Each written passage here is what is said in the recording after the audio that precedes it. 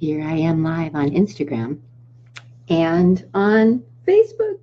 I think we're doing it. I think it's working. The double broadcast. So I'm going to give y'all a couple minutes to get on here. But while I do that, I'm going to give you a little intro as to where I'm coming from with this. And I'm so excited. I woke up so excited to bring this to you. Like, so much energy coming through, so much content coming through, and really just a desire to help us honor that, help us work with what is true for you as far as your current state, even as far as you would describe yourself with how you feel like you're doing with mood, mind, and mental health. So I'm going to just make sure that we're looking good here. I think we are live. I can't tell if anybody's watching, but that's cool. We'll just enjoy figuring you're here, and it is recording each day that we do this so that you can catch this at your leisure. And you don't even have to do each day, but each day I'm going to be giving you a new tool, I'm calling it, from the world of yoga and meditation, from the psychology of yoga and meditation, from the perspectives of yoga and meditation, and then, yes, from the practices of yoga and meditation.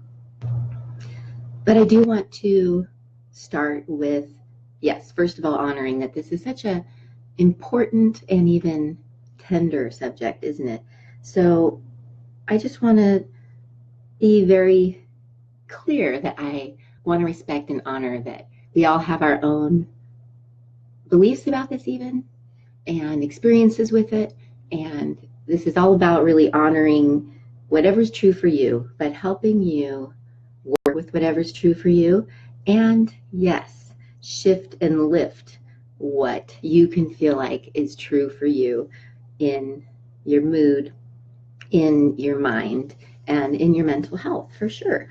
And I feel like part of the current awareness is that this is something that we can have an effect on, we can play a role in, and it is actually becoming clear that it's important that we do what we can, right? And approach this realm as important, and that we do have some power in it too, that it's not just something that happens to us, which is kind of an interesting perspective right there, right? So for this May mood lift and shift, each day I want to take us through, and I'm going to try to keep it to like 15 minutes, but I'm going to take us through in sharing how I see a concept, an idea, a practice, a perspective, a piece of the psychology can be part of now how we're seeing our yoga and our meditation can help and even shift and lift our mood and mental health. And there even is a Sanskrit word in the yoga history, philosophy for this word, mood. And the word is bhav, B-H-A-V.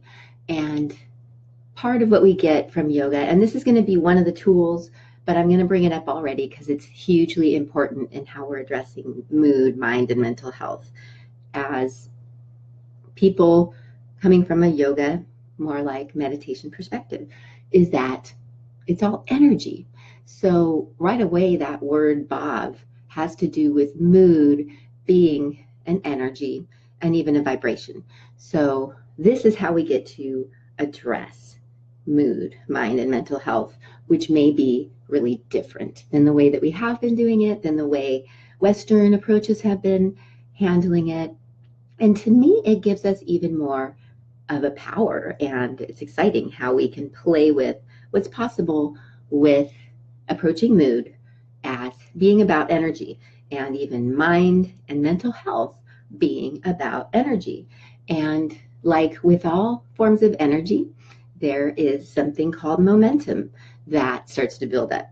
So this is where we can play a role in affecting the momentum of the energy of our mood. And this is how we can impact our mental health and even shift and lift how we use our mind. And that in turn is really going to boost our mood and our mental health. So, and certainly there's a physical body aspect to our feelings and our mood, and even how our mental health plays out and feels. And super interesting to look at how a lot of it does start in how our brain thinks and then elicits chemicals to the body. And then the body starts to feel those certain ways and then elicits chemicals to the brain, which starts to get it thinking that same way. So it becomes a cyclical momentum thing, even physiologically, that we now understand more. And part of what I'm doing is part of this program is I'm going to record the whole thing, make it a YouTube playlist. And also on that YouTube playlist, I'm adding some resources for you where I've gotten a lot of my learning. So some of this and today's tool are really coming from my connecting with this practitioner named Joe Dispenza, who is a scientific researcher and trained in medicine and has been studying things like how the mind affects it all, and especially in looking at people who have gotten themselves into spontaneous remission with healing something naturally on their own, and looking more at how we can do that. So from him, I've learned some of why I want to bring up today's tool as one of the huge, big things that I want us to play with today. And that's kind of the idea with this 14-day invitation, is each day you could come on here, check out the video, take in some of the content, go through a little bit of the practice-like feelings, and then the rest of the day be playing with that as a tool. So you get a chance to practice that tool throughout the day. And then my hope is that we're filling your toolbox more of how you know you can. Oh boy, there's like a delay on my Facebook. That's no good. But more how you can know that you're taking care of your mental health, taking care of your mood, playing with these important tools. So, are you ready? I see some people here. I see hands up on Instagram. I wish I could make my Facebook not have. Hi, Marisha. Well, all right. Well, we're here. Sorry for the Facebook delay weirdness. I'm not sure what that's about. Why are you doing that, camera? I look like Spacey. What's happening to me? Maybe I'm like transcending dimensions or something. I don't know. We'll figure that out. But hopefully you can still listen and catch the content. And maybe it's not coming across that way for you. Maybe that's just my computer. I look like Max Headroom. Okay, anyways. So mood, mental health tools, and Joe Dispenza. So today's tool is one of the ones we get from yoga and meditation as one of the hugest things we're playing with at the foundation of both of these practices, whether you know it or not. And that has to do with our attention. Attention is one of the hugest parts of what we're playing with, what we're looking at, what we're developing with yoga and meditation. And of course, I have to remind you, yoga just means union. Yoga just means to connect, to join. So we're really just talking about anything that you do or think or focus on that helps you reconnect, helps you create more of that union. So it may be poses, but it may be all sorts of other things that do that for you. So yoga being about connection, meditation really being about focus and presence and awareness and an inner way that we can be with ourselves and the moment. So meditation too can look all sorts of ways and happen all sorts of ways. So let me just show you, let's take you through a little of what we can do, and then I'll tell you more about this tool of presence that we're going to be playing with, which turns out is interestingly related to mood. It's totally new to me to connect with this information, why being more present actually is related to our mood. So it's not just about, oh yeah, we should be in the moment. And, we've heard that over the years and we know these practices are about that, but this tells us more why, because part of being, well, I'm going to go ahead and tell you this first. Part of being more present, I've learned, is that it's getting us to engage. One of the things that makes us uniquely human, that distinguishes us from all the other animals, is this frontal lobe that we have. And that is where we actually develop the ability to be present. There's all sorts of great, amazing things that happen in the frontal lobe. The fact that we can even think and imagine outside of our reality, and that's where really some of the magic is, it turns out, of our being human. And part of the frontal lobe is also related to mood and how our brain even elicits those chemicals that are so important in how we feel, like the serotonin. That is one of those mood boosters that is in those antidepressants that we get from the doctors. They're giving us something to help boost serotonin when we take those meds. So that's part of what this program is going to be giving you, is more ways for you to boost serotonin in your brain so that you feel better and are generally in a better mood, and start to realize why that's a good idea and the momentum of things, right? So, and how we can stay on top of these mood, even disorders. I don't want to be like disrespectful by doing this, but I partly do, because I feel like part of being human too is to have feelings, and a rich, full, vast experience of feelings even. So I think it's very human and natural to have feelings of depression at times, or feelings of anxiety, for instance. But, you know, then there's the question of when does it become a disorder? And then there's the excitement of how can we more stay on top of what can even keep us out of those modes so that it doesn't become a disorder. And even if it's already become something that feels like a disorder, or has been called that even, then we can start to play with how can we shift and lift that to make it more just like a normal experience of being human. So we may still have feelings of depression or anxiety, for instance, but it's no longer a disorder, right? It's more just something we know how to work with and work through, and even shift and lift. So this frontal lobe, turns out, is super important, and part of how we reconnect with that is simply being present, which seems so simple and weird, but let me tell you more what we mean by this. And this is really, again, the foundation, the basis of what we're doing with all forms of yoga, all forms of meditation, in my opinion. This is what we're doing, is we're dropping in, taking a look at where our attention is right now, and playing with that, shifting that, and bringing it more present. And the good news is it always feels better when we do this. It really quiets the mind when we do this, brings us back into our senses, back into our bodies, and really connects us with all sorts of cool power. So presence, how can we do that a little bit right now? So part of making some shifts I like to add to drop into anything that feels like yoga and meditation is to get more relaxed, like shake it out, whatever you need to do to get comfortable where you're at, and then even soften your face and jaw.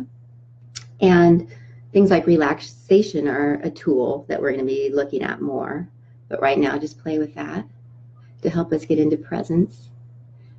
And then we do want to start to play with even our senses to become more present. So that can mean starting to listen more to the sounds around us, including my voice, perhaps. And maybe even looking around the room more where you're at, or wherever you're at, taking in the sights and shapes and textures, and just letting even the visual, whatever's around you, bring you more into unique right now. And then starting to bring ourselves more into the body, like how's the body feeling, even starting to check that out, and just getting more aware of temperature in the room, how the air feels on your skin, how it feels to be sitting or standing wherever you're at.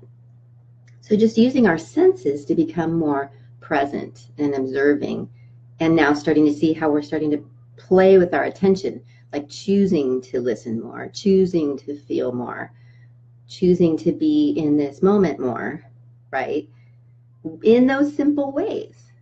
And so the coolness of that is that it's part of that brings us back into this frontal lobe. And that is so actually important for mental health, much less enjoying the moment, right? So what's different here now than our usual, like old-fashioned way of being, right? Where we're perhaps not so in the moment, and maybe a lot in our mind, and a lot thinking about the past, perhaps, or the future, and noticing how, or not noticing how, that's correlated to how we're feeling. So then you can start to see like how we're playing with our attention, how that starts to be a part of how we feel, right? And we'll talk about that more in the program too, of course, like what we're actually tuning to in our days, what we are watching, what we are listening to, who we are with, what we are doing with our attention has an effect on our mood. And so we will get into that more. But just this playing with presence, huge tool that teachers like Eckhart, teachers like Thich Nhat Hanh, teachers, so many of the teachers have been talking about this. And even teachers like Jesus talked about this, you know, the power of just like being still, and the power of here and now is like the important time. And even the Yoga Sutras start with here now is the teaching of yoga. So the cool news is, though, that this, and it's really mindfulness that we're even talking about. We've heard a lot about that word mindfulness lately. And the reason this is so huge right now is because, yes, most of us are not in that mode most of the day. Most of us are everywhere else with our mind and our attention, right? Me too. I see that so much in myself. And then that turns out that's part of why a lot of us are not feeling good in mood and mind and mental health, because it turns out that presence is hugely important and taps us back into that frontal lobe.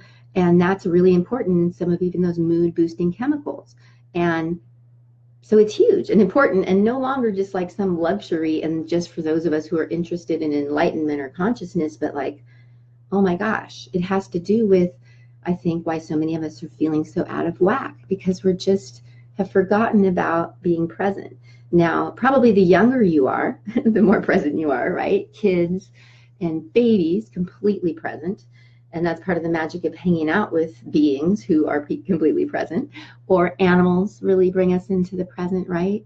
And that's where it's so amazing to go into scenes that help us get more present, or to, of course, do rituals that help us be more present, like cheersing with friends at a meal, or pausing to say thank you to yourself, or if you're spiritual in things. And we will get into some of that later in the course too, but just to relax and decide to become more present, listening, feeling, starting to be aware of what we are doing with the attention, and just starting to observe more. And that's where it does include starting to observe more the thoughts that are rolling through. And so even right now, we could feel like we're dropping into a moment of meditation right now, right here. Let's do it. And some of what's going to make it more like meditation, and the chance to really play with that presence and the observing, that's so helpful and huge, it turns out, in mental health for so many reasons. So doing that right now, we're more relaxed, we're more present with the sensations, the sounds. You could close your eyes at any point, that helps. And another tool that helps here that we're going to make another whole day about is non-judgment. That's important too now, to just start to notice how we are feeling, what is true in this moment, without deciding whether it's good or bad or right or wrong, or going on to a big analysis of it, right? But just noticing what is true, being more present with what is true in your body, in your moment, and in your mind, right? So yeah, now starting to just kind of watch what sort of thoughts are rolling through from that non-judgment. And this becomes helpful in a lot of ways, right? To actually get some time to be with ourselves, to listen to ourselves, to notice what is happening in that mind, as even a start to lifting it and shifting it, right? And then certainly what we get to do too is play with quieting the mind, which, as you might have already started to notice, just becoming more present like we're doing, and even listening more, feeling more, looking around or closing your eyes, the relaxing, all these things help with quieting the mind, even just for a few seconds, which is like hugely curative, it turns out. And even a shift for the momentum. And then we can play with little tools to quiet, and quieting is a whole nother day too, but just right now, you could play with the idea that you could windshield wipe your mind for a few seconds of clarity, quietness, and a chance to become more present. And so it turns out the cool news is that when they study now, like serious meditators, people have been meditating for years, and they look at their brain activity, their frontal lobe is more active, and that tends to go with these being these happier people. So it's super cool that we can actually start to rewire our brain, is actually what we're doing with these tools. And that's where it's exciting, that no matter what your genetics, no matter what your history, I believe you can have an impact. You can have a power, you can shift it, you can lift it with these simple tools. So today's tool is this presence that I'd invite you to play with, playing with presence, with more listening, with more feeling, with more ways that bring you into the moment, right? And that's such a huge tool of yoga of any sort, and meditation of any sort. And to bring in that non-judgment helps, and even more like self-love. And then loving when things in life really do bring you more present, and even maybe intentionally doing things that help you feel more present, like getting out into nature or doing some sort of creative feeling activity. But really anything can be an activity that we can choose to let us be more present. But now we see why it's like a hugely important tool, not only just to become, some Zen monk or to become like Eckhart or Deepak or Louise Hay or, some of those who've gone before us, but because it has to do with our mood and how we're feeling. It's important. And it's like a superpower. And it is part of how we can rewire our brain and even our mental health, if you could be open to that. And that's where part of the perspectives include the openness of that and looking at what you believe about mental health, what you believe about yourself and what's possible, and just also loving yourself for whatever has gone on so far and wherever you're at. And that's going to be part of the lift and shift too. So I think I'll close it up at that today. And again, I apologize, Facebook, if I've been max headroom the whole time. I don't know. It looks pretty funky from my end. But yes, thanks for being here. And tomorrow I'll be back 9 a.m. for the next tool. Hope you have fun playing with that presence and the ways that you can do that. And again, probably the younger you are, the easier that is. And you might already just know that and be like, oh yeah, that's just what I do. But yeah, cool news is playing with presence is one of the huge things that we get from yoga and meditation, and that we now know play a huge role in how we're feeling, in that mood, in that mind, in that mental health. So let's do it. All right. I love you all. I'm going to sign off. Thanks for being here. Let's see. It appear. Adios, Instagram. And goodbye, Facebook.